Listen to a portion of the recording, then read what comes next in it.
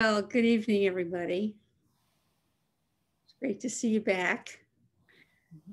I hope you all enjoy this beautiful day and have been enjoying the rain.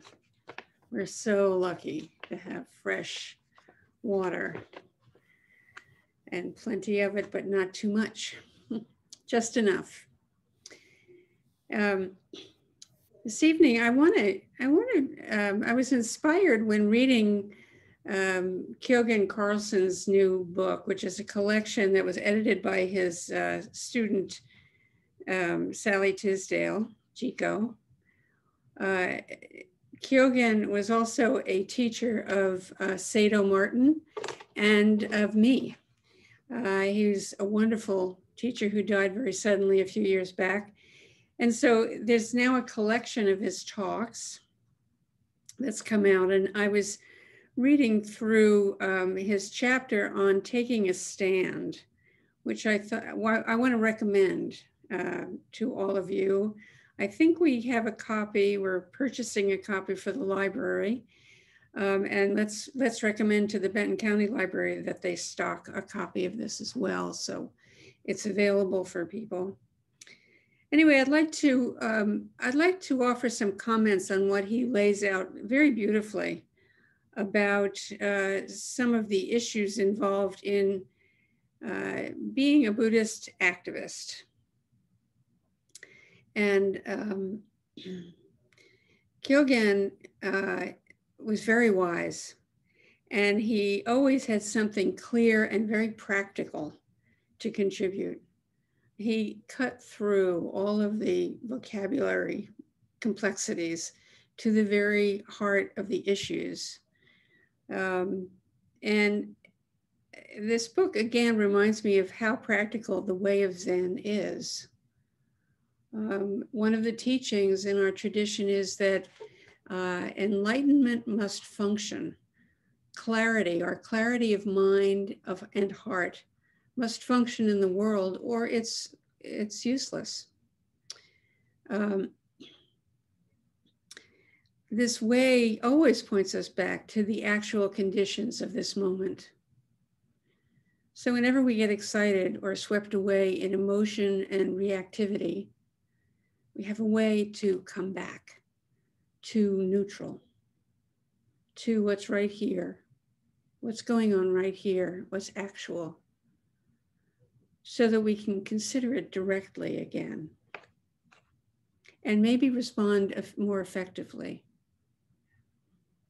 This is practice in action. So you may be like me. Whenever I turn on the radio, the news, or read one of my several journals, news journals, think about what's going on in the public sphere, I immediately notice the chemistry in my body, the heightened chemistry of all my opinions flowing through my veins. Distress, fear, all of the if onlys. If only they would just be like me. If only they would see it the way I see it. These are all images of an imagined perfection. If only they understood the facts. If only, if only. If only is a thought. It's really important to recognize it's a thought. It's a construct. And whenever it occurs to us, it triggers a leaping out from the present moment, a leaping away from the present moment, if only. And we get into the theoretical, the imagined, away from where I stand right here and now, away from where it actually is. So if only is an example of what in the sutra it says are flowers in air, thoughts which have no actual basis, opinions. So a thought, an if only thought, runs through all of our opinions, all of my opinions.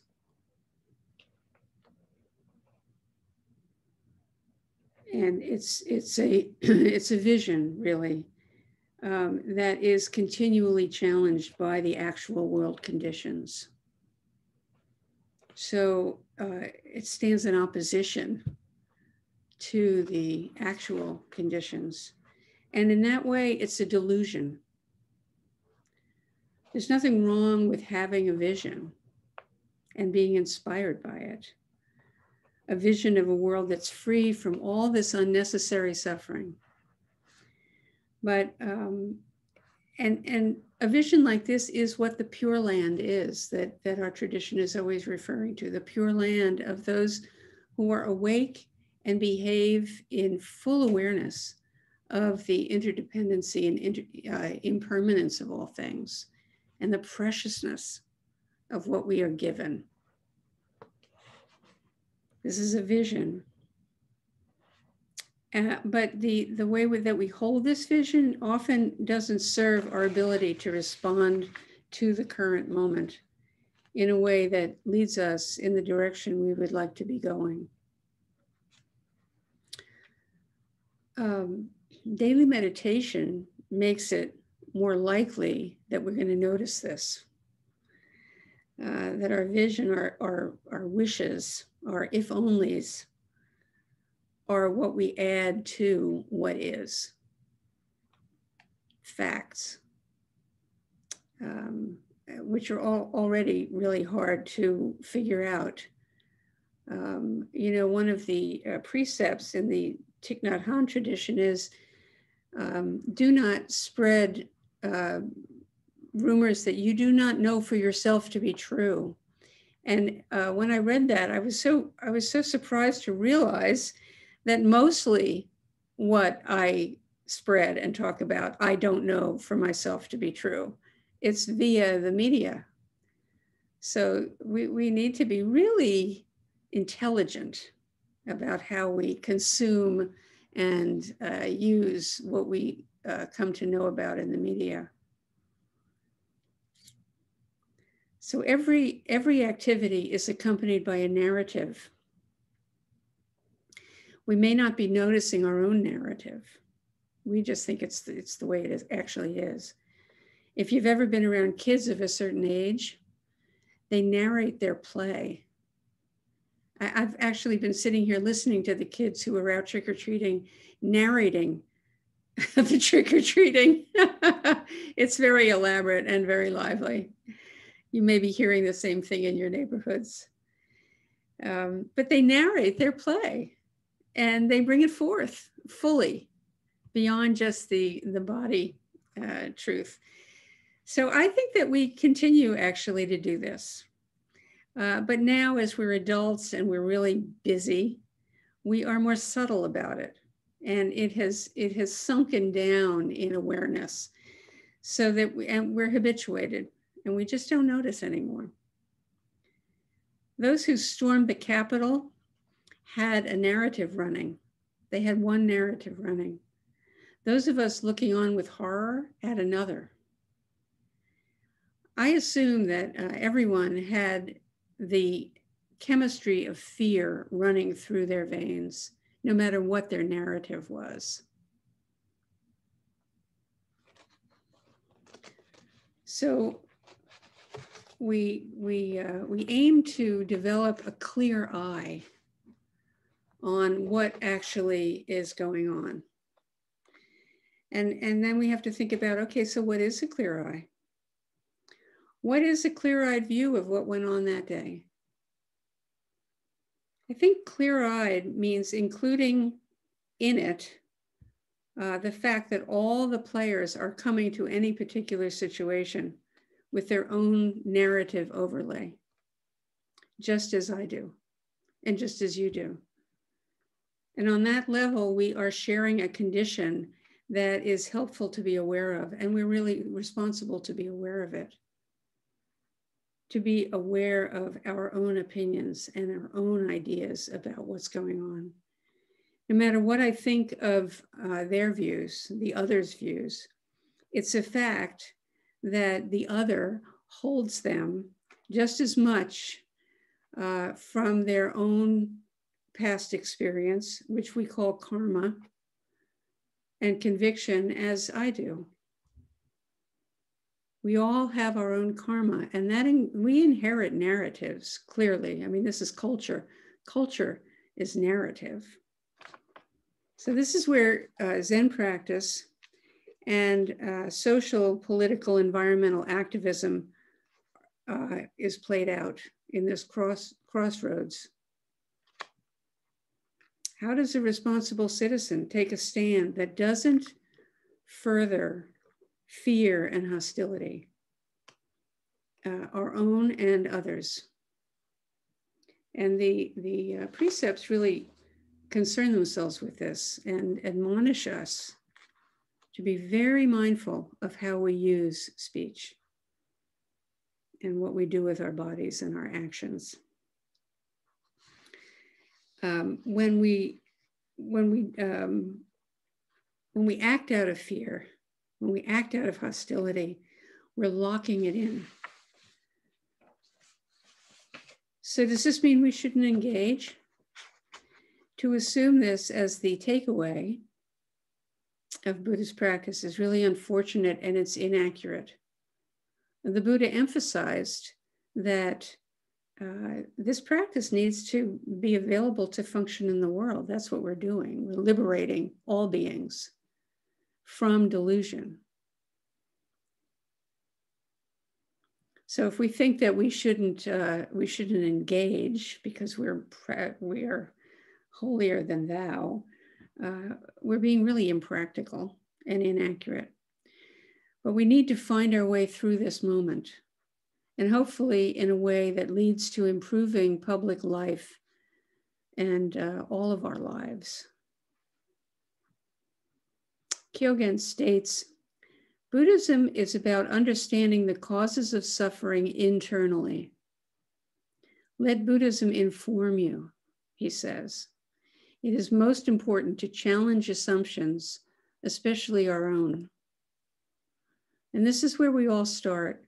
And this is where we all come back to in practice. Challenging assumptions and the strong emotions that they trigger in us. Trigger via fear, which is a primal survival network of reactivity that we're all subject to. As we get to know ourselves more deeply, it's really important to be aware of fear when it arises in us. Are you aware of fear when it arises in you, in all of its various forms? So no matter what the situation, either in our personal lives or our public lives, it's important to really be aware. And that's part of the body practice, is to be aware of what's going on in our bodies. Mind and body together are one experience. Now, sometimes it doesn't even show up as fear. Instead, it comes out as hostility. But always underlying hostility, if we look more deeply, is our own primal fear. What am I afraid of? What threatens me? What is being threatened? These are really fruitful questions. It's important to recognize this clearly. If we want to be able to manage our hostility and meet conflicts with understanding and creativity, we need to be able to read our own internal moment, our body and mind. To be able to continue to be faithful, and that word is full of faith, to be faithful to the Bodhisattva vow, to be able to maintain a larger view that is inclusive, that keeps a bead on our connection with all others, that helps us calm the interpersonal waters and whatever the issue is at hand. You may all have stuff coming up in your own families. It's amazing to me how many families have members who are on both sides of the vaccination question. And the holidays are coming up, which are usually pretty rife with difficulty anyway. So this is kind of pertinent to our season. So this is something we really want to address. We need to address. If every time we confront conflict by dividing ourselves from other, separating into self and other, we can only reinforce the spiral of conflict. And altogether, it leads us into greater suffering, greater difficulty, greater misunderstanding, or lack of understanding. So we can ask ourselves, do we really want to continue to act out our fear, to act out of fear, and break our precepts? The precepts that are here to remind us of the basis for wise action. And if you go to demonstrations, that's a really good place to practice, because that is perfect for stoking up all of the fear, the righteousness, the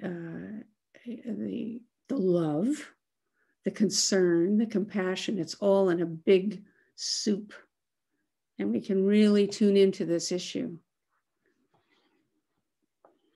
So there's a real tension between the language of Zen and the language of social and political engagement in the world. And most Buddhists really work with this question. We work with this as a continual koan to discern what is Buddhist engagement. Are we clear what our aim is? How do we figure this out? How is sitting in stillness and quietude and openness a contribution to a world in crisis? This world is a swirl in conflict. This world that really is in crisis and on the brink of crisis.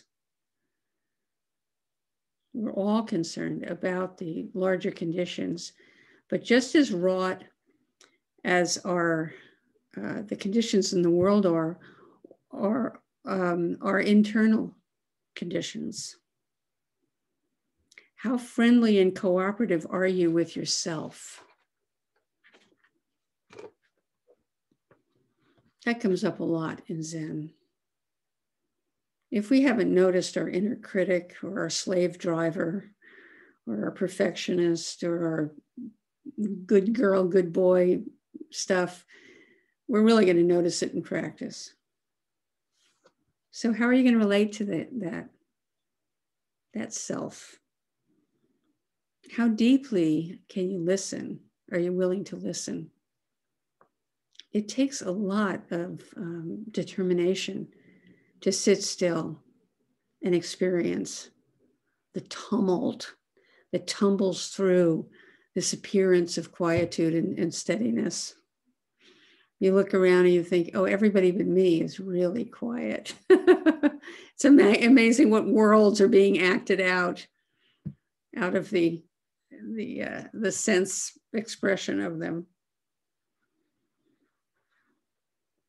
So how are you getting along with those who you share your life with, either intimately or more casually? How do you get along with your neighbors, your friends, your siblings?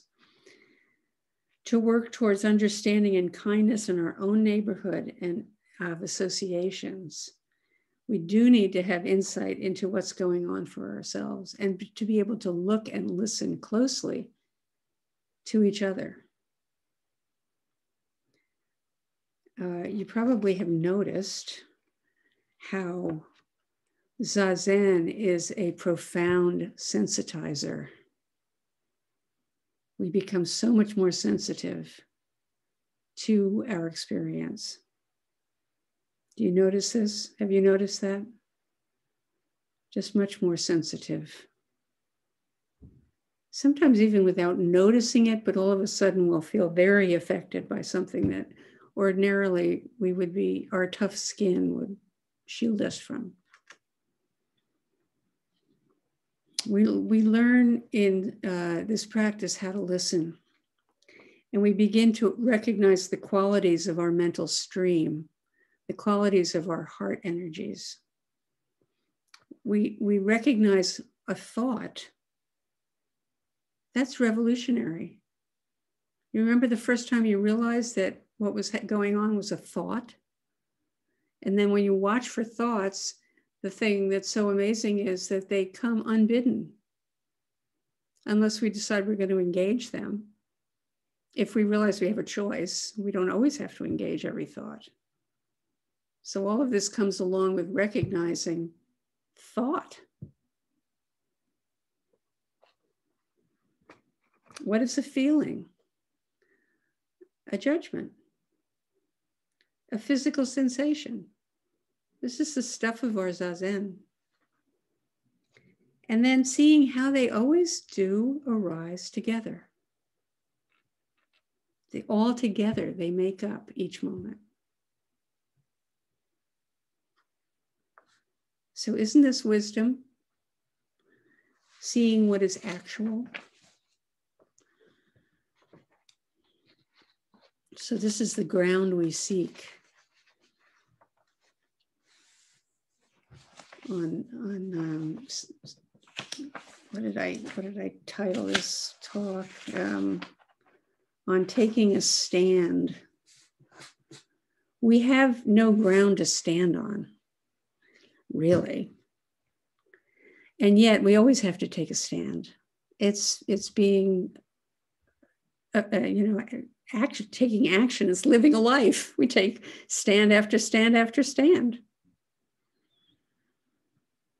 If we see this clearly, we also notice that it's always changing, and therefore we don't find our ground and cling to it and hold on to it as static, but flow along, because our ground is conditions, and conditions are always changing.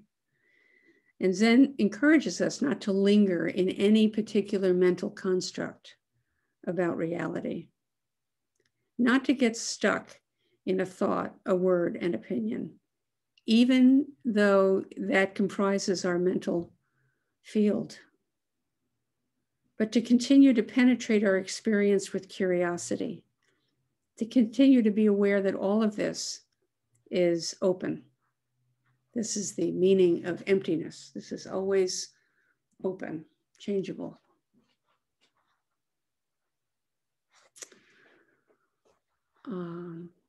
What is the right practice in the face of injustice?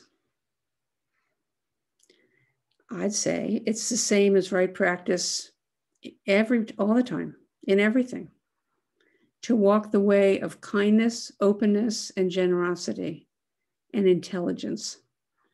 Keeping the heart warm and open is challenging when we're faced with a situation that stirs fear, or that where we feel threatened or intimidated, power imbalances, confusion about what's being asked of us. This stirs the biology designed to keep us safe. And often this biology bypasses thought and goes right to action. So what we are asking of ourselves in practice challenges our deepest conditioning. And it's really worthwhile appreciating that.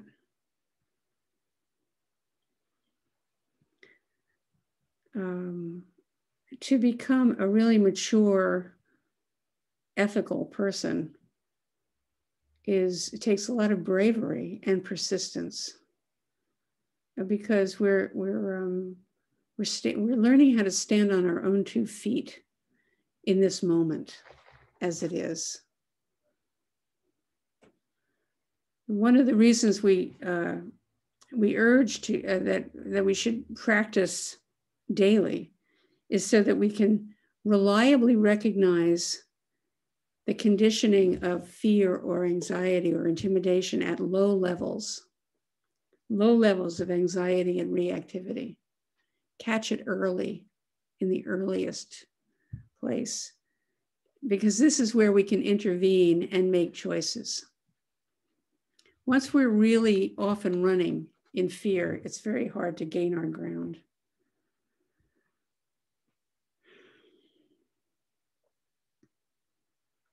And it's hard to refrain from contributing to the strife if we're really stirred up. When we engage activism, we want it to be effective and change what we want to change. We want to know what we want to change and change what we want to change. We don't want to cut off connection or needlessly stir up even more harmful conditions, which is what so often activism is all about. When it's not grounded, when it's not spiritually grounded in awareness. Great Master Kyogen says importantly, we don't cast out demons, we convert them. And the way we do that is we start with these energies in ourselves. There, but for the grace of God, go I, He says, how do we oppose without cutting off, without getting caught in duality? This takes a lot of attention to detail, inner and outer. We don't want to get caught in our own net of delusion. So we are charged to find a place for all of our own energies, to become aware of our shadow energies. And are you willing to know your deepest secrets? Do you know your deepest secrets? Are you willing to acknowledge to yourself your deepest secrets? To bring them out into the light of your own knowing. Because then we can develop a practice that includes all of our shadow energies, all of our voices, our various voices. And we can stop projecting them onto others. They're no longer something that we're not willing to experience.